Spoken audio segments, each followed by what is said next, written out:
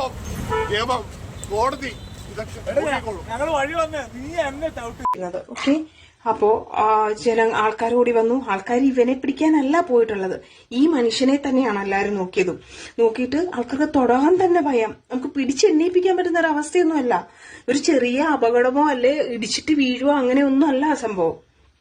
അയാൾക്ക് തക്കതായ അപകടം സംഭവിച്ചിട്ടുണ്ട്. കാരണം അയാളുടെ ബൈക്കിലാണ് ഇടിച്ചിട്ടാണ് ഈ ഹൈറ്റിൽ പോയിട്ട് ഈ താഴെ വന്നിരിക്കുന്നത്. മരണം ഉണ്ടായിരിക്കുന്ന ഇയാൾ തമിഴ്നാട് സ്വദേശിയാണെങ്കിലും നാട്ടകത്ത് കുറെ നാളെ താമസിച്ചു വരികയാണ്. ലോട്ടറി വിൽപ്പനക്കാരനായിരുന്നു. ഇയാൾ നടക്കുന്നുണ്ടെങ്കിലാണ് ലഹരിയിൽ മദ്യലഹരിയിലായിരുന്നു സിദ്ധാർത്ഥ്.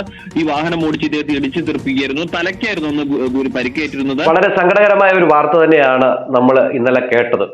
ഈ വാർത്ത എന്ന് വെച്ച് കഴിഞ്ഞാൽ ഒരു ഒരു ഒരു ഒരു മഹാനാറിയുടെ അഹങ്കാരം, അവൻ കുടിച്ചിട്ട് കാണിച്ചു കൂട്ടിയ തെമ്മാടിത്തരം മൂലം നഷ്ടപ്പെട്ടത് ഒരു പാവം മനുഷ്യനാണ്. തമിഴ്നാട് സ്വദേശിയാണ്. നമ്മുടെ കേരളത്തിൽ വന്നിട്ട് ലോട്ടറി വിൽപ്പന നടത്തിയ തങ്കരാജ് എന്ന് പറയുന്ന 56 വയസ്സുള്ള ഒരു വയോധികൻ, അദ്ദേഹം ഇന്നലെ മരണപ്പെട്ടിരിക്കുകയാണ്. അദ്ദേഹം മരണപ്പെടാനുള്ള കാരണമെന്ന് വെച്ച് കഴിഞ്ഞാൽ ഉപ്പും മുളകിലെയും തട്ടിയും മുട്ടിയും എന്ന് പറയുന്ന സീരിയലിലേക്ക് അഭിനയിച്ചിട്ടുള്ള സിദ്ധാർത്ഥ് പ്രഭു എന്ന് പറയുന്ന മറ്റവൻ, അവൻ കുടിച്ച് ലെക്ക് കെട്ട് വണ്ടി ഓടിച്ചുകൊണ്ട് വന്ന് ഇദ്ദേഹത്തെ ഇടിച്ചു തെറിപ്പിക്കുകയായിരുന്നു. ഇദ്ദേഹത്തെ ഇടിച്ചു തെറിപ്പിച്ചത് കണ്ടവര് ഇതിനെക്കുറിച്ച് പറയുന്നത് കേട്ട് കഴിഞ്ഞാൽ അവര് തന്നെ പേടിച്ചുപോയി. കാരണം ഇടിച്ചിട്ട് എത്ര കരണം മറിഞ്ഞിട്ടാണ് ഈ വയോധികൻ തറയിൽ വീഴുന്നത്. തറയിൽ വീണ് അദ്ദേഹം അവിടെ രക്തത്തിൽ കുളിച്ച് കിടന്നപ്പോൾ അവരെ രക്ഷിക്കാൻ പോയവരെ ഈ പറയുന്ന സിദ്ധാർത്ഥ് പ്രഭു എന്ന് പറയുന്ന ഈ മറ്റവൻ, ഇവൻ അവരെയൊക്കെ ആക്രമിക്കാനായിട്ട് ചെല്ലുന്നുണ്ടായിരുന്നു, അവരെ തെറിവിളിക്കാനായിട്ട് ചെല്ലുന്നുണ്ടായിരുന്നു. ആ രംഗം നിങ്ങൾ ആദ്യം ഒന്ന് കണ്ടു നോക്കി. അത് കഴിഞ്ഞ ശേഷം ഇവരെക്കുറിച്ച് കുറച്ച് പറയാനുണ്ട്. കോടതി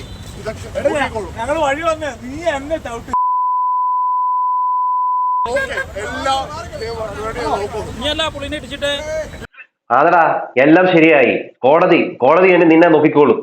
ഇവന്റെ ലൈസൻസ് നേരത്തെ കട്ട് ചെയ്തതാണ്. ഇവനെതിരെ ഇനിയും കൊലക്കുറ്റത്തിന് കേസ് എടുക്കണം. അത് മാത്രമല്ല, ഈ കുടുംബത്തെ ഉണ്ടല്ലോ, ഇപ്പൊ ഇവൻ മൂലം അനാഥമാക്കപ്പെട്ട ആ കുടുംബമുണ്ടല്ലോ, ആ കുടുംബത്തിന്റെ ചെലവ് മൊത്തം ഇവനെ കൊണ്ട് വഹിപ്പിക്കണം. അതാണ് ചെയ്യേണ്ടത്. ഇങ്ങനെയുള്ള മൂജിയന്മാര് സെലിബ്രിറ്റികളാന്ന് പറഞ്ഞുകൊണ്ട് ഇവന്മാർക്ക് എന്ത് തോന്നിവാസവും കാണിക്കാമോ? ഇവന്മാര് വണ്ടി എടുത്തുകൊണ്ട് വെള്ളം അടിച്ച് കൊണ്ടുവന്ന് സാധാരണ റോഡിൽ കൂടെ നടക്കുന്ന അദ്ദേഹം ലോട്ടറി വിറ്റ് ജീവിക്കുന്നതാണ്.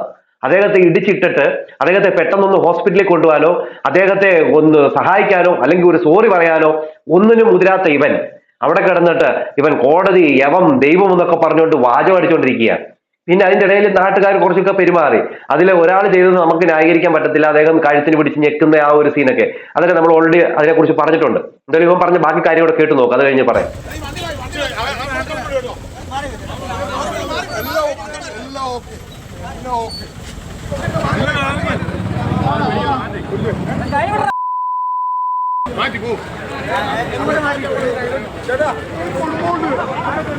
ഇവനെ അന്ന് ഈ ഒരു ഗതിയിലാണ് ആൾക്കാരെടുത്ത് പോലീസിനെ ഏൽപ്പിച്ചത്. അതുപോലെ അടിച്ച് പൂക്കുറ്റിയായിരുന്നു ഇവൻ.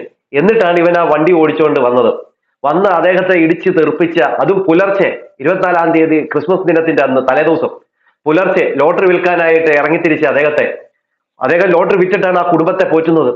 അദ്ദേഹത്തെയാണ് ഈ നാറ് ഇടിച്ച് തെറിപ്പിച്ചത്. ഇതിനെ ന്യായീകരിച്ചുകൊണ്ട് കുറെ എണ്ണം ഇറങ്ങിയിരുന്നു, ജിഷിന് അടക്കം. ഈ ലോകത്തിൽ ആദ്യമായിട്ട് മദ്യപിച്ചിട്ട് വണ്ടി ഓടിച്ച ആളൊന്നല്ല ഈ സിദ്ധാർത്ഥ്. നീയൊക്കെ ഇത് കാണുന്നുണ്ടോ? ഇന്ന് ആ കുടുംബത്തിന് ആര് സഹായം ചെയ്യും? ആ കുടുംബത്തെ ആര് സഹായിക്കും? ആ കുടുംബത്തിന് വേണ്ട ഒരു നേരത്തെ ആഹാരം ആര് വാങ്ങിക്കൊടുക്കും? എന്തായാലും നിങ്ങൾ ആ വാർത്ത ഒന്ന് കണ്ടുപോയിക്കേ. ഇന്ന് രാത്രിയാണ് ഇത്തരത്തിൽ ഈ മരണം സ്ഥിരീകരിക്കുന്നത്. അപകടം സംഭവിച്ച 8-ാം ദിവസമാണ് ഇത്തരത്തിൽ തങ്കരാജിന്റെ മരണം ഉണ്ടായിരിക്കുന്ന. ഇയാൾ തമിഴ്നാട് സ്വദേശിയാണെങ്കിലും നാട്ടകത്ത് കുറെ നാളെ താമസിച്ചു വരികയാണ്. ലോട്ടറി വിൽപ്പനക്കാരനായിരുന്നു. ഇയാൾ നടക്കുന്നുണ്ടെങ്കിലാണ് ഇത്തരത്തിൽ ലഹരിയിൽ മദ്യലഹരിയിലായിരുന്നു സിദ്ധാർത്ഥ്. ഈ വാഹനം ഓടിച്ച് ഇദ്ദേഹത്തെ ഇടിച്ചു തീർപ്പിക്കുകയായിരുന്നു. തലയ്ക്കായിരുന്നു ഒന്ന് പരിക്കേറ്റിരുന്നത്. ഈ 4 ദിവസം മുൻപാണ് ഇത്തരത്തിൽ ഈ പരിക്ക് അതീവ ഗുരുതരാവസ്ഥയിലേക്ക് കാര്യങ്ങൾ പോകുന്നത്. അതിനിടയിൽ ചികിത്സയിൽ കഴിയുമ്പോഴാണ് എന്തായാലും ഇന്നിപ്പോൾ ഈ മരണം സംഭവിക്കുകയും ചെയ്തിരിക്കുന്നത്. മരണത്തിന് പിന്നാലെ എന്തായാലും സിദ്ധാർത്ഥിനെതിരെ ഈ മനഃപൂർവ്വമല്ലാത്ത നരഹത്യ വകുപ്പ് ചുമത്താനുള്ള നീക്കവുമായി എന്തായാലും പോലീസ് മുന്നോട്ട് പോകുന്നത്. നേരത്തെ മദ്യപിച്ച് വാഹനം ഓടിക്കൽ, അതുപോലെ തന്നെ അപകടം വരുത്തൽ തുടങ്ങിയ വകുപ്പുകളായിരുന്നു ഇയാൾക്കെതിരെ ചുമത്തിയിരുന്നത്. ആ വിഷയത്തിൽ പോലീസ് ഈ ലൈസൻസ് റദ്ദാക്കുന്നതിന് വേണ്ടി നടപടിയുമായി ബന്ധപ്പെട്ട തുടർ നടപടികൾ MVDക്ക് കൈമാറുകയും ചെയ്തിരുന്നു. എന്തായാലും ഇപ്പോൾ അടുത്ത ദിവസങ്ങളിൽ തന്നെ സിദ്ധാർത്ഥിനെ അറസ്റ്റ് രേഖപ്പെടുത്താനും ഒപ്പം തന്നെ ഈ മനഃപൂർവ്വമല്ലാത്ത നരഹത്യ വകുപ്പ് കൂടി ചുമത്താനുള്ള നടപടിയിലേക്ക് പോലീസ് കടക്കുകയും ചെയ്തിട്ടുണ്ട്. എന്തായാലും വളരെ ദാരുണമായ ഒരു സംഭവമായിരുന്നു. ഈ ക്രിസ്മസിന്റെ തലേ ദിവസമായിരുന്നു ഇത്തരത്തിൽ ഇദ്ദേഹം നടന്നു പോകുമ്പോഴാണ് ഈ മധുരയിൽ വന്ന സിദ്ധാർത്ഥ വാഹനം ഇടിച്ചു തെറിപ്പിക്കുന്നത്. അതിനുശേഷം അവിടെ നിന്ന് ആളുകളോടൊക്കെ തർക്കിക്കുകയും തട്ടിക്കയറിയും ആളുകളെ ആക്രമിക്കാൻ അടക്കം ശ്രമിച്ചു. പിന്നീട് ഇദ്ദേഹത്തെ കാലടക്കം കെട്ടിയാണ് പോലീസിൽ ഏൽപ്പിക്കുന്ന ഒരു സാഹചര്യം അടക്കം ഉണ്ടായിരുന്നത്. എന്തായാലും ഇപ്പോൾ ഈ വളരെ ദാരുണമായിട്ടുള്ള ഒരു സംഭവം തന്നെയാണ്. ഇപ്പോൾ മനഃപൂർവ്വമല്ലാത്ത നരഹത്യ ആണ് ഇവന്റെ പേരിൽ ചേർക്കപ്പെട്ടത്. അത് മാത്രമല്ല ഇവന് കൊടുക്കേണ്ട ശിക്ഷ. ഇവന് അധ്വാനിച്ച് അവരുടെ കുടുംബം പോറ്റുന്ന രീതിയിലേക്ക് ആക്കി വെക്കണം. ഇവൻ അവർക്കും ചെലവിന് കൊടുക്കുന്ന രീതിയിലേക്ക് ആക്കി വെക്കണം. കാരണം ആ കുടുംബത്തിന്റെ അത്താണിയാണ് ഇവൻ തീർത്ത് കളഞ്ഞത്. ഇവൻ കുടിച്ചിട്ട് ഇവൻ വീട്ടിൽ കിടന്നാൽ പോരായിരുന്നോ? അല്ലെങ്കിൽ ഇവൻ ആരെയും വെച്ച് ഡ്രൈവ് ചെയ്യിപ്പിച്ചാൽ പോരായിരുന്നോ? ഇവൻ എന്തിനാണ് ആ വണ്ടി എടുത്തുകൊണ്ട് ഇറങ്ങി തിരിച്ചത്? എന്നിട്ട് അവൻ അവിടെ കിടന്ന് ന്യായീകരണം. അവന്റെ ഇത് നേരിട്ട് കണ്ട ദൃക്സാക്ഷി പറയുന്ന കാര്യം ഒന്ന് കേട്ടു നോക്കിയേ. അവർ പറയുന്നത് കേട്ട് കഴിഞ്ഞാൽ ഉണ്ടല്ലോ, നമുക്ക് തന്നെ സങ്കടം വന്നു പോകും. അതോടൊപ്പം തന്നെ നമുക്ക് തന്നെ ഞെട്ടൽ വന്നു പോകും. ആ വെയിറ്റിംഗ് ഷെഡിൽ ഇപ്പുറത്തെ സൈഡിൽ അപ്പോ ആ മനുഷ്യൻ കിടക്കുന്നതിന്റെ ഇപ്പുറ സൈഡിൽ മൊത്തം ബ്ലഡ്. അവിടുന്ന് ഒരു വെയിറ്റിംഗ് ഷെഡിന്റെ സൈഡ് ഭാഗം കൂടി ഇടിച്ചിട്ടാണ്. ആ വെയിറ്റിംഗ് ഷെഡിൽ ഒരു മനുഷ്യൻ നിൽപ്പുണ്ട്, അയാൾ ചാടി, അതുകൊണ്ട് അയാൾ രക്ഷപ്പെട്ടു.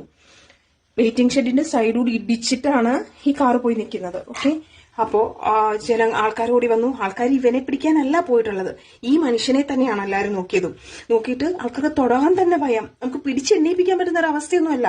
ഒരു ചെറിയ അപകടമോ അല്ലെ ഇടിച്ചിട്ട് വീഴുവോ അങ്ങനെയൊന്നും അല്ല ആ സംഭവം.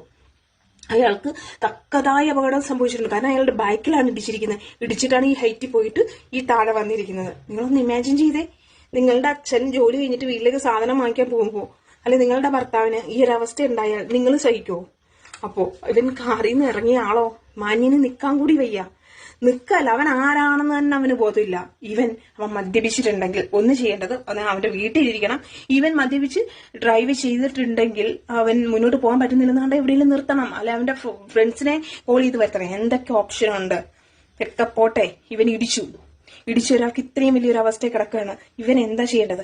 ആള് കൂടുന്നു എന്ന് കാണുമ്പോൾ അറ്റ്ലീസ്റ്റ് സോറി, എനിക്ക് പറ്റിപ്പോയി, നമുക്ക് എന്താ വെച്ചാൽ വേഗം ഹോസ്പിറ്റലിൽ കൊണ്ടുപോകും, അങ്ങനെയാ പറയുന്നത്. അവൻ അവിടെ കാണിക്കുന്ന ഷോ, അവന്റെ വായിൽ നിന്ന് വീഴുന്ന വാക്കുകൾ, അവൻ ആൾക്കാരെ തൊഴിക്കാൻ ചെല്ലുന്നു. അപ്പൊ പിന്നെ ആൾക്കാർ കൈയും കെട്ടി നോക്കിക്കണോ?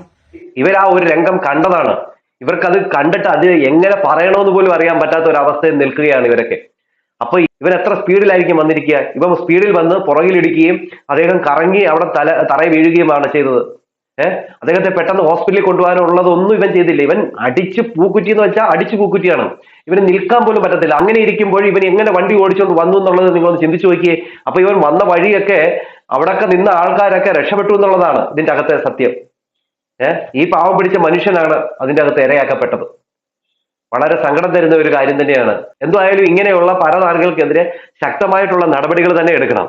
ഇതൊന്നും അനുവദിച്ചു വെച്ചുകൂടാ. ഇത് ഇന്ന് ഇവനെ വിട്ടു കഴിഞ്ഞാൽ ഇവനെ ന്യായീകരിക്കാൻ കുറെ എണ്ണം ഇറങ്ങും. അത് മാത്രവുമല്ല, ഇവൻ ചെയ്ത കുറ്റത്തിന് ഇവന്റെ ലൈസൻസ് കട്ടാക്കിയിട്ടുണ്ടായിരുന്നു മുമ്പ്. ഇപ്പൊ ഇവനെതിരെ കേസും ചുമത്തിയിട്ടുണ്ട്. എന്നാൽ ഇവന് അടുത്ത ഒരെണ്ണോടെ കൊടുക്കണം. ആ കുടുംബത്തെ ഇവൻ നോക്കുന്ന രീതിയിലേക്ക് ആക്കി വെക്കണം. അങ്ങനെയൊക്കെയാണ് ചെയ്യേണ്ടത്.